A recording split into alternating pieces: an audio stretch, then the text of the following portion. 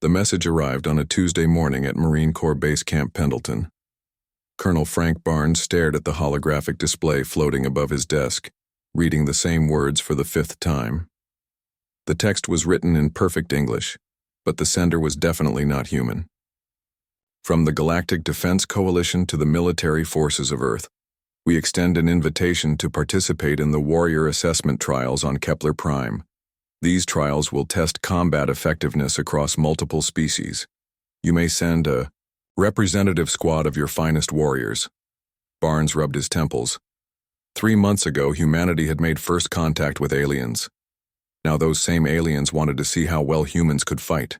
It felt like a test, and Barnes didn't like tests he couldn't study for. He pressed a button on his communicator. "Get me Sergeant Jake Morrison." 20 minutes later, Jake Morrison stood at attention in the colonel's office. At 28 years old, Jake had already served 3 tours in different combat zones. His brown hair was cut short according to regulations, and his green eyes held the steady look of someone who had seen too much but kept going anyway. "At ease, Sergeant," Barnes said. "I have something unusual to discuss with you." Jake relaxed, slightly, but remained alert. Unusual usually meant dangerous in the Marines. Barnes gestured to the holographic message. "The aliens want to see how we fight. They're holding some kind of competition on a planet called Kepler Prime. They want our best squad." Jake read the message carefully. "Sir, this sounds like they think we're not very good at fighting." "That's exactly what I think too," Barnes replied. "According to our intelligence, they've been watching us for years. They seem to believe we're primitive. This invitation might be their way of proving it." The colonel walked to the window and looked out at the training grounds where Marines were running drills. "I'm putting together a 3-person squad. I want you to lead it." Jake nodded. "Who else, sir?" "Corporal Lisa Hayes from 2nd Battalion. She's our best marksman and has experience with explosives. And Private Danny Clark from your own unit. He's young but tough and he thinks fast under pressure." Jake knew both Marines. Lisa was quiet but deadly accurate with any weapon. Danny was only 22, but he had already proven himself in combat. "Good choices, sir. When do we leave?" 1 week. The aliens are sending a transport ship to pick you up. They'll provide weapons and equipment for the trials." Barnes sat, back down at his desk. "Jake, I need you to understand something. This isn't just about winning or losing. Every alien species in their coalition will be watching. How we perform will determine how they see all of humanity." "No pressure then," Jake said with a slight smile. Barnes almost smiled back. The briefing materials they sent describe the other species participating. There are the Krathari, who have 6 arms and natural armor. The Luminari can turn into pure energy. The Brutans are 12 feet tall and incredibly strong. Then there's us. "What do they say about us?" Jake asked. "Young species. Recently discovered space travel. Minimal advanced technology. Expected performance level. Poor." Barnes handed Jake a data pad. "Read everything. Learn what you can about the others." Jake took the pad and studied the alien profiles. The Krathari looked like giant insects with weapons built into their bodies. The Luminari appeared as floating balls of light that could take solid form. The Brutans resembled enormous humans with gray skin and massive muscles. "Sir, why do I get the feeling they invited us to make themselves look good?" "Because that's exactly what they did," Barnes said. "They want to show their own people how superior they are. We're supposed to fail quickly and prove their point." Jake stood up straighter. "Then I guess we'll have to disappoint them." 2 days later, Jake met with Lisa and Danny in the briefing room. Lisa Hayes was 26 with blonde hair pulled back in a tight bun. Her blue eyes were calm and focused as she studied the mission details.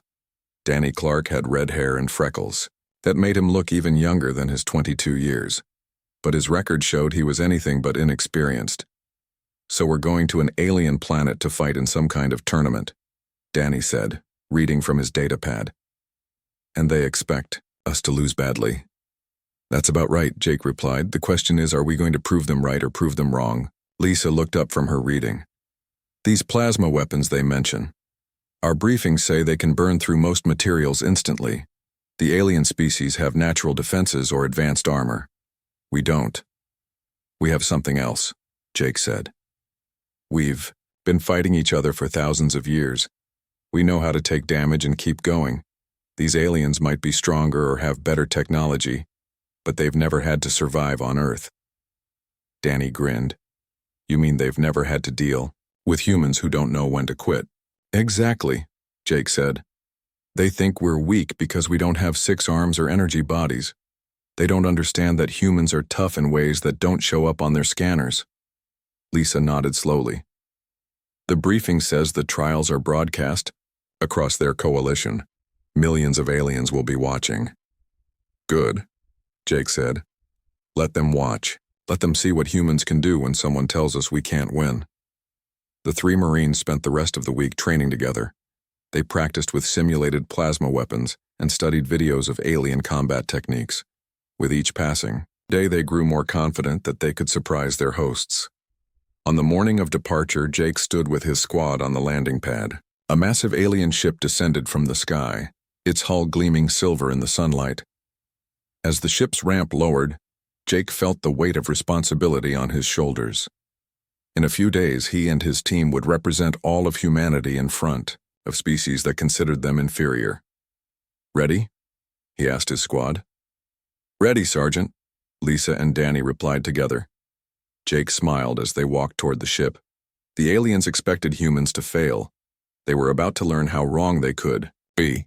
The alien transport ship was nothing like Jake had expected. The corridors were tall and wide, built to accommodate species much larger than humans. Strange symbols glowed along the walls and the air tasted metallic. Jake, Lisa, and Danny followed.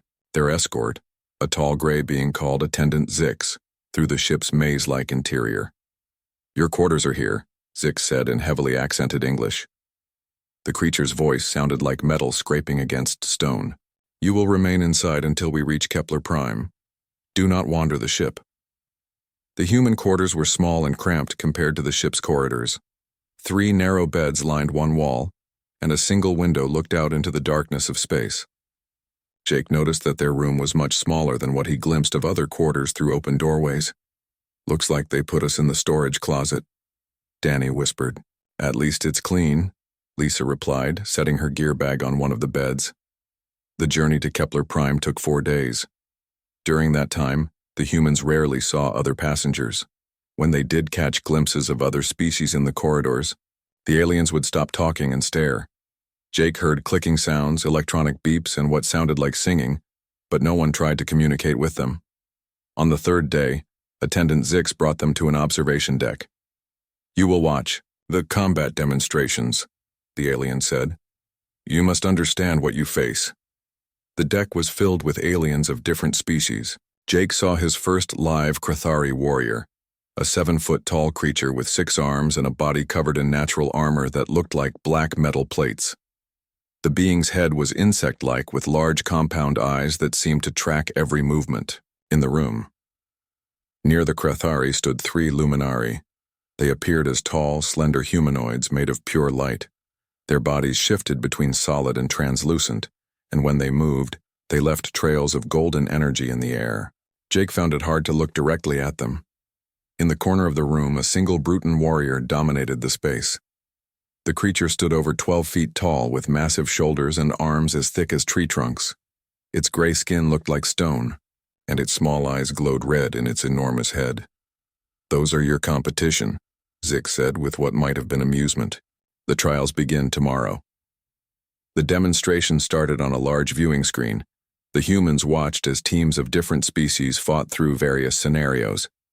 The Krathari moved with perfect coordination, their 6 arms allowing them to use multiple weapons while maintaining defensive positions. Their natural armor deflected energy blasts that would have killed most other beings.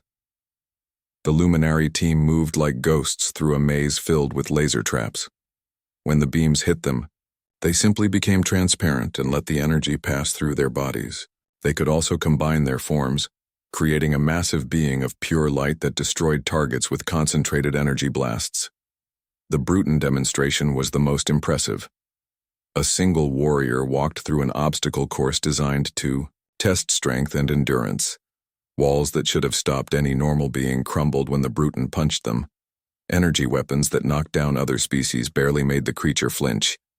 Each species has natural advantages, Zix explained. The Crethari have armor and multiple limbs. The Luminari can control energy and matter. The Brutons possess strength beyond measure. The alien turned its large eyes toward the humans. What advantages do your species possess? Jake thought for a moment. We don't give up. Zix made a sound that might have been laughter. That is not an advantage in combat trials. That is simply stubbornness. Other aliens in the observation deck had heard the exchange. Jake noticed several species turning to look at the humans with what seemed like curiosity or amusement. He heard clicking sounds from the Crethari, and a musical tone from the Luminari that he somehow knew was mockery. That evening, back in their quarters, the three Marines discussed what they had seen. Did you notice something about those demonstrations? Lisa asked. They were all perfect, Danny replied. No mistakes, no injuries, no real problems. Exactly, Jake said. They made it look easy because they have natural abilities that let them avoid the real challenges. But what happens when they face something their natural abilities can't handle? Lisa nodded. The Crethari rely on their armor. The Luminari depend on becoming energy. The Brutons trust their strength. But we've learned to succeed without special advantages. We've learned to get hurt and keep fighting, Danny added. To take damage and find another way. Jake looked out the window at the stars. Tomorrow we're going to show them something they've never seen before, a species that survives, by refusing to stay down. The next morning, Attendant Zix led them through a different section of the ship. They passed training rooms where other species were preparing for the trials. Jake watched a Crethari team practice weapon formations while Luminari beings flowed through combat simulations like living light. They arrived at an equipment room where alien technicians fitted the humans with basic armor and weapons. The armor was lightweight but strong, designed to protect against energy weapons. The plasma rifles they received were standard coalition military equipment. This is basic gear, one technician said. All species receive the same equipment to ensure fairness. Jake hefted the plasma rifle. It was heavier than human weapons but well balanced. The armor felt strange but moved naturally with his body. How powerful are these weapons? Plasma discharge at 3,000 degrees, the technician replied. Direct hit will cause severe burns to most species. Multiple hits are usually fatal. As they prepared to leave the ship, Jake gathered his squad for final instructions. Remember, they expect us to fail fast, he said. They think we'll panic when we get hurt or quit when things get tough. Let's show them what humans do when someone says we can't win. Understood, Sergeant, Lisa and Danny replied. The ship began its final descent toward Kepler Prime. Through the windows, Jake could see a massive structure on the planet's surface. The arena complex was enormous, with multiple environments visible even from space. Ladies and gentlemen, Attendant Zix announced over the ship's communication system, welcome to the Warrior Assessment Trials. May the strongest species prove their worth. Jake smiled grimly as the ship touched down. The aliens were about to learn that strength came in many different forms. The arena complex on Kepler Prime was massive beyond anything Jake had imagined. Towering walls rose hundreds of feet into the purple sky, and multiple dome-shaped structures housed different trial environments. As the human squad walked through the main entrance, Jake could hear the sound of thousands of alien voices echoing from viewing galleries high above. Commander Velthar of the Zephyrian fleet met them at the registration area. The alien stood 8 feet tall with 4 arms and skin that looked like polished blue metal. His large black eyes studied the humans with obvious disappointment. So these are the representatives of Earth, Velthar said to his aide, speaking, loud enough for the humans to hear. They appear even more fragile than our report suggested. Jake kept his expression neutral while Lisa and Danny flanked him. Around them, other species were checking in for the trials. The Crethari team moved in perfect formation, their black armor gleaming under the arena's lights. The Luminari flowed, like liquid gold as they glided past. The massive Bruton warrior had to duck through doorways designed for beings half his size. Human team, an electronic voice announced, Report to Equipment Bay 7 for final gear inspection. The equipment bay was filled with alien technicians running last-minute checks on weapons and armor. Jake watched as other teams received upgrades to their basic gear. The Crithari were given additional weapon attachments. The Luminari received energy enhancement modules. The Brutans got reinforced armor plating. When the humans approached the equipment station, the technician barely looked up. Standard gear only, the alien said, handing them their plasma rifles and basic armor. No modifications available for your species classification. Why not? Danny asked. The technician's eyes showed something that might have been pity.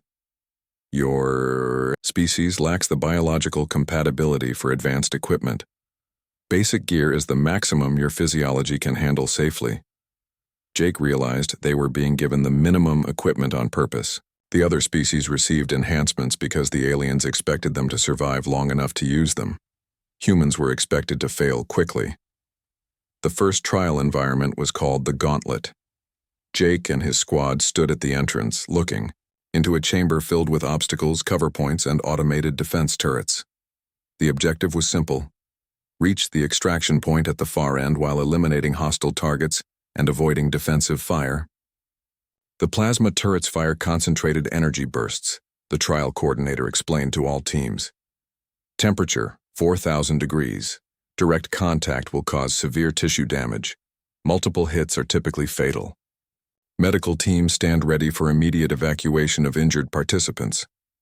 Through the observation windows, Jake could see hundreds of alien spectators filling the viewing galleries.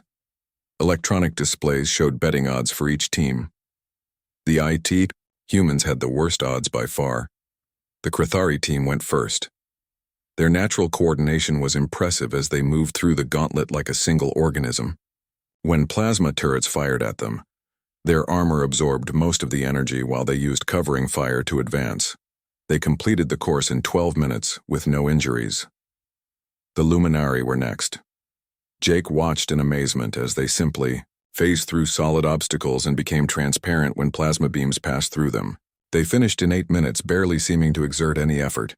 The Bruton warrior went alone, as was their custom.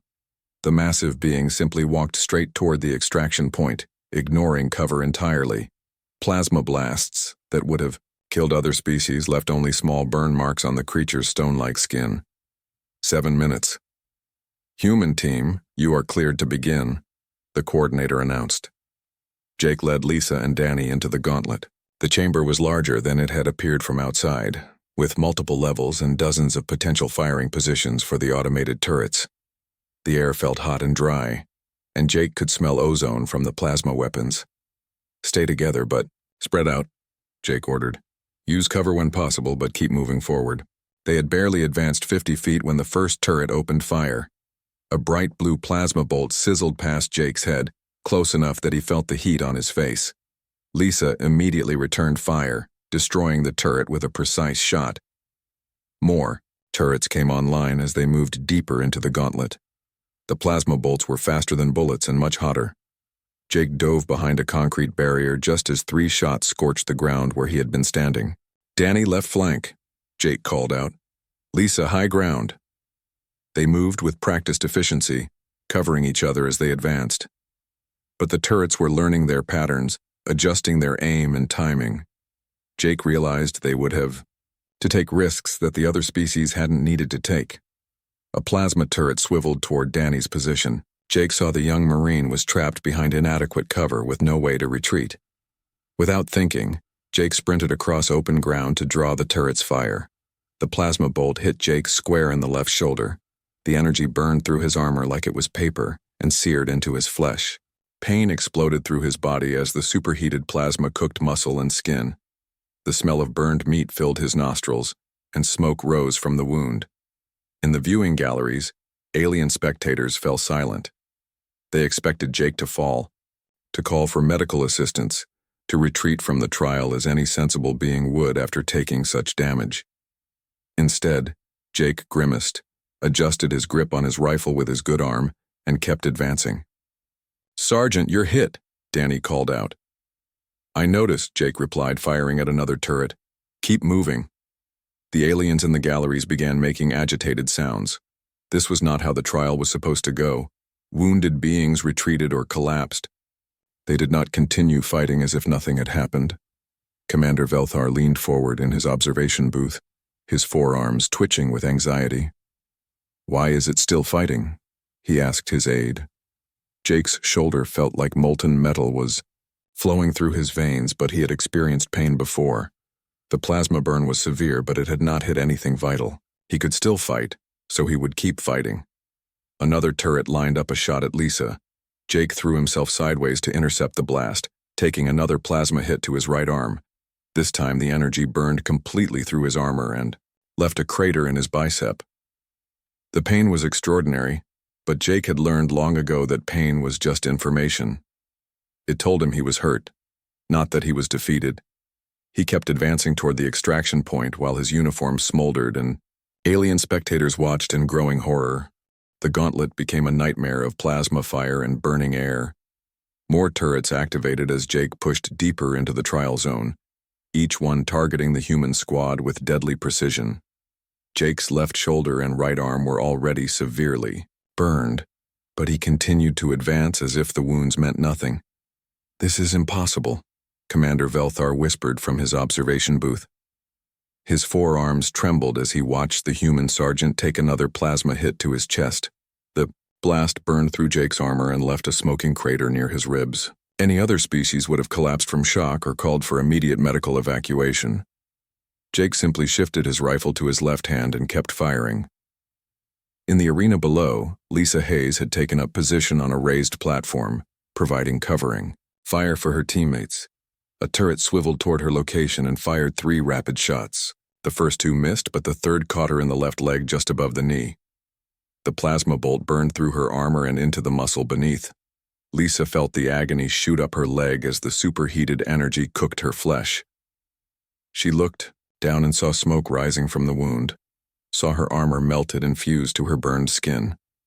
The alien spectators expected her to retreat, to seek medical attention, to do anything except what she actually did. Lisa steadied her rifle against the platform railing and continued providing covering fire. "Medic!" someone shouted in the galleries. "The female human needs immediate medical intervention." But no medic came because Lisa never called for one. She gritted her teeth against the pain and kept shooting, her aim never wavering despite the agony in her leg. Danny Clark was having his own problems. 3 turrets had him pinned behind a concrete barrier that was slowly being destroyed by concentrated plasma fire. Chunks of superheated concrete flew past his head as the barrier crumbled under the assault. He made a decision that would have seemed insane to any alien watching. Instead of retreating to better cover, Danny charged directly at the nearest turret. Plasma bolts seared past him as he ran.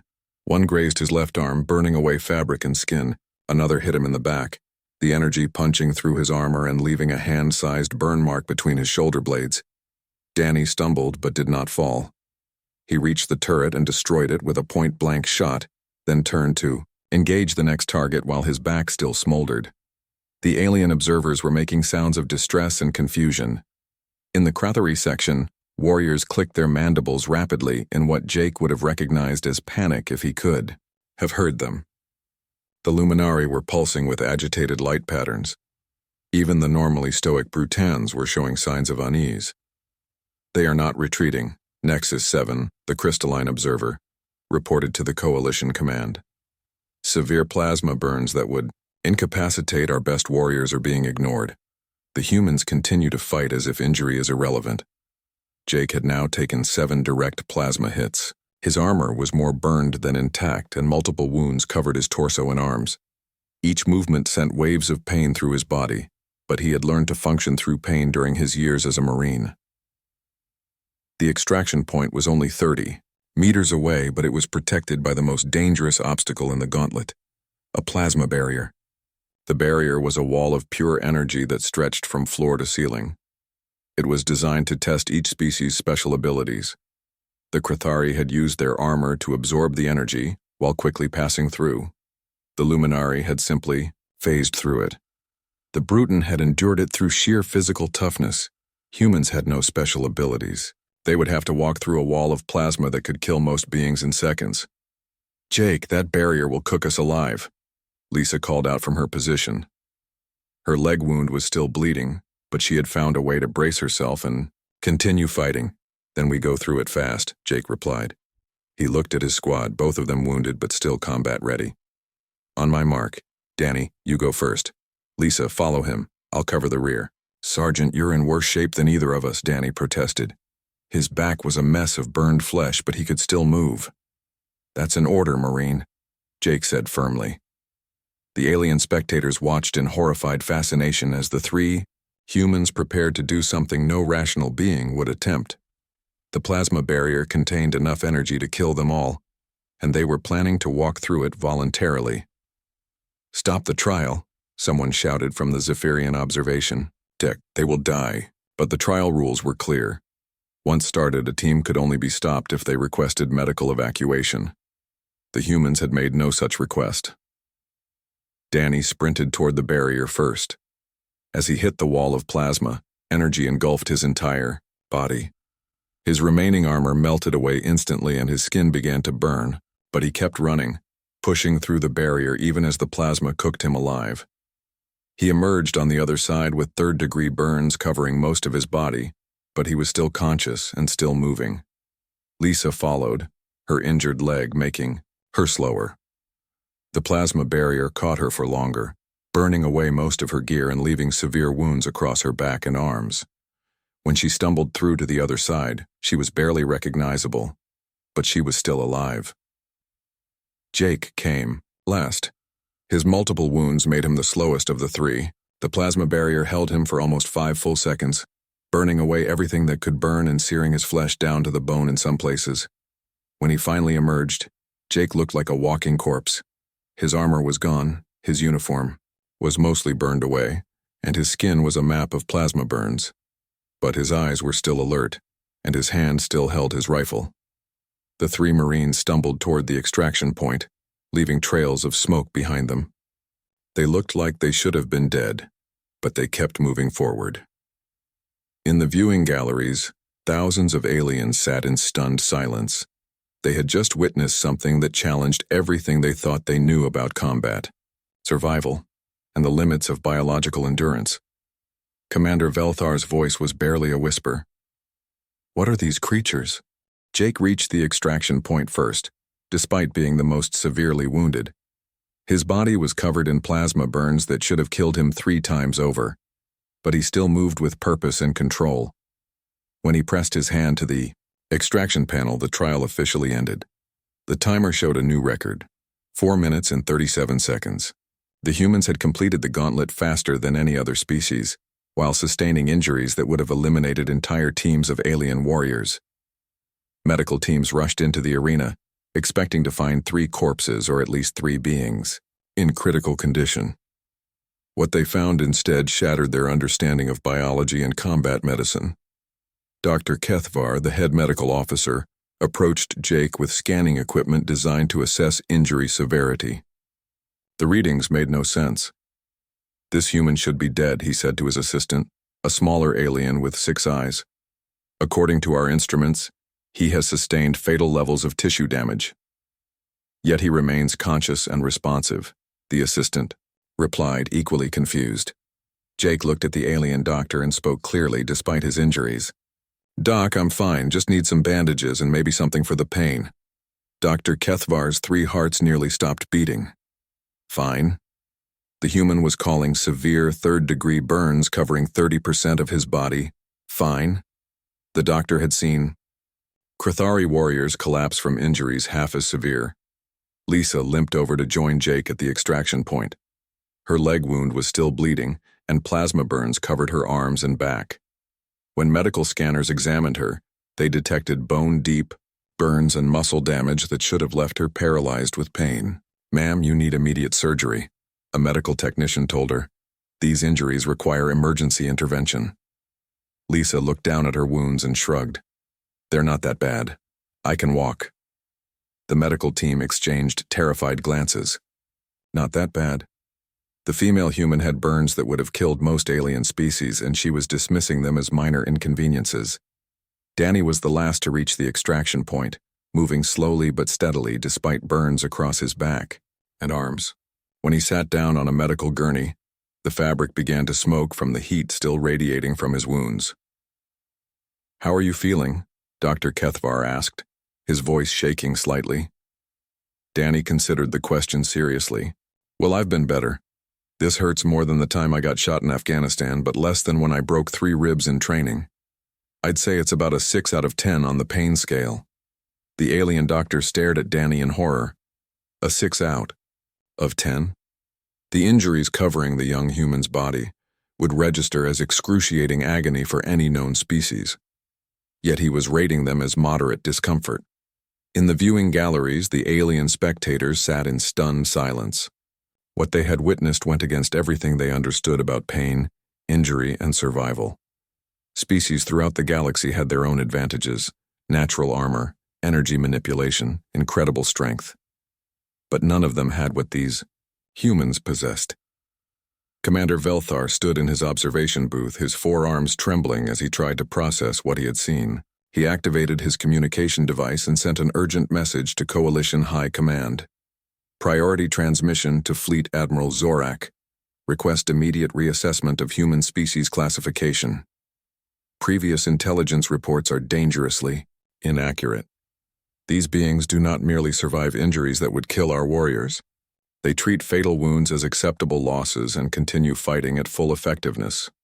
The message continued. "Recommend suspension of all human integration programs until we better understand their capabilities. We may have severely underestimated this species' potential threat level." Dr. Kethvar approached Jake with a portable medical unit designed to treat severe burns. "Sergeant Morrison, these injuries require immediate attention. The plasma burns have penetrated deep into your muscle tissue." Jake examined his wounds with the casual interest of someone looking at a minor scratch. "Yeah, they got through the armor pretty good, but they're already starting to heal. Human bodies are tough." The doctor's scanning equipment confirmed Jake's statement. Incredibly, the human's cellular regeneration was already beginning to repair the damage. Burns that should have taken months to heal in other species were showing signs of recovery after only minutes. "This is impossible," Dr. Kethvar whispered. "Your species' healing rate exceeds our most advanced medical treatments." "We're from a tough planet," Lisa said, accepting basic field dressings for her wounds. "Earth has been trying to kill humans for millions of years. We learned to survive things that would stop other species." Nexus 7, the crystalline observer, was recording everything for the Coalition archives. Its analysis protocols were struggling to categorize what it was witnessing. How do you classify a species that treats lethal injuries as training exercises? Additional data required. Nexus 7 transmitted to the central database. Human pain tolerance exceeds all known parameters. Recommend immediate revision of combat effectiveness ratings. The arena medical bay became crowded as alien observers and officials came to see the humans for themselves. Word was spreading through the complex that something unprecedented had happened in the trials. Jake stood up from the medical table, his movement still strong despite his injuries. "Doc, when's the next trial? We're ready to continue." Every alien in the medical bay fell silent. Continue? After what they had just endured, the humans wanted to continue with more trials? "Sergeant," Dr. Kethvar said carefully, "your team has sustained injuries that would end the trials for any other species. Surely you wish to withdraw and seek proper medical treatment?" Jake looked at Lisa and Danny, both of whom nodded despite their own severe wounds. "Doctor, we didn't come here to quit after one trial. We came here to show what humans can do." "Commander." Velthar received another transmission, this one from the Coalition's chief military strategist. "Commander, discontinue human trials immediately. If these beings can survive plasma weapons at close range and continue fighting, we need to reassess their entire species as a potential military asset or threat." But Jake was already walking toward the exit, ready for the next challenge. His squad followed, leaving trails of smoke and the lingering smell of burned flesh. Behind them, hundreds of alien observers watched in mixture of awe and primal fear. The galaxy had just learned that humans were not the weak, primitive species they had appeared to be. They were something far more dangerous, Warriors who became stronger when they should have been defeated. The trials would continue, but everything had changed. The predators had revealed themselves, and they looked nothing like what anyone had expected.